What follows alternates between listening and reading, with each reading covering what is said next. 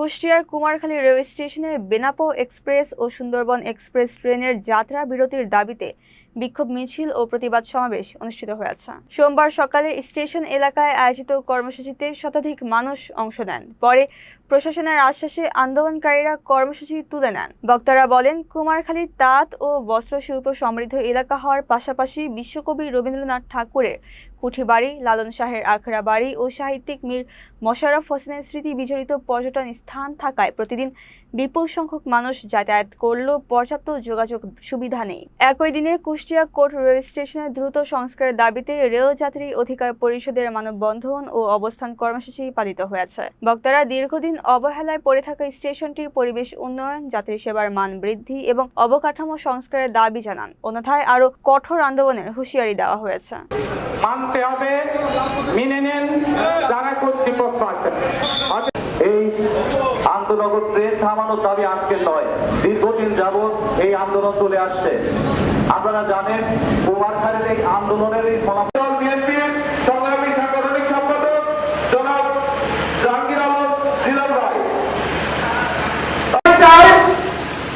কুমারখালী একটি ট্রেন নয়, যে দুইটি ট্রেন আছে, সুন্দরবনে ও বেনাপোল এক্সপ্রেস। নির্লজ্জভাবে আমাদের কাছে মিথ্যা ওয়াদা করে সেই ওয়াদা ভঙ্গ করেছে। আমি মনে করি এরা আবারও মিথ্যা কথা বলে আমরা দু একদিনের ভিতর সিদ্ধান্ত জানাবো, কিন্তু পরে এরা সিদ্ধান্ত জানায়নি। আরেকটি কথা, দুইটা ট্রেনের মধ্যে যে কোনো একটা ট্রেন বৃহত্তম কাপড়ের হাট ছিল, সেই হাটটাও সেই ট্রেন না দাঁড়ানোর কারণে বিলুপ্তির পথে। এখন আমাদের ব্যবসায় ব্যবস্থা সবচেয়ে ভালো দরকার। সেই যোগাযোগ ব্যবস্থার মধ্যে দিয়ে যদি ট্রেন দুইটা এখানে না দাঁড়ায়, তাহলে আমরা ঢাকা যেতে পারবো না, আমরা খুলনা যেতে পারবো না। এদিকে রংপুরের আমাদের ডাইরেক্ট কোনো ট্রেন নাই। তবে আমাদের দ্বিতীয় পদক্ষেপ থাকে, আমরা এখন কুমারখালী যারা বাস করি তাদেরকে একটা অসুখ হলে ঢাকাতে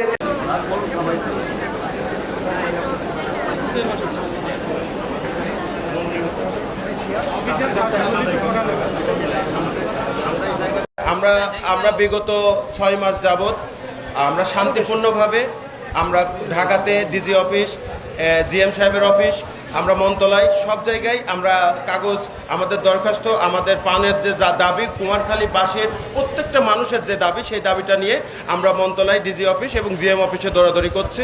সেখান থেকে আমরা সুন্দর ব্যবহার পেয়েছি, কিন্তু ফাইনালি আশ্বাস পাইনি যে আমরা কবে ট্রেন পেতে যাচ্ছে। সেই জায়গায় আমাদের কুমারখালীবাসী সবাই একত্রিত হয়ে আমরা একটি অবস্থান কর্মসূচি এবং অবরোধের মতন কঠিন কর্মসূচি গ্রহণ করেছিলাম।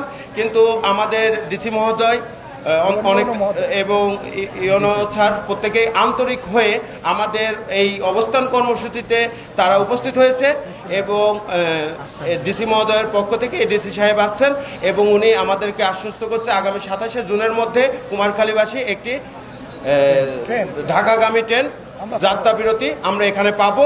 আমাদের দাবি ছিল দুইটা ট্রেনেরই এবং পর্যায়ক্রমে ইনশাল্লাহ দুইটা ট্রেনই আমাদের এখানে স্টপেজ পাবো এবং এই আশ্বাস পেয়ে আমরা 27শে জুন পর্যন্ত আমরা নীরব থাকবো। কিন্তু আমি আরেকটি কথা স্পষ্টভাবে বলি, সেটা হচ্ছে 27 তারিখ বাদে 28 তারিখ আমরা আরও কঠিন আন্দোলনে যাতে না যেতে হয় সেদিকে অবশ্যই নজর দেবেন।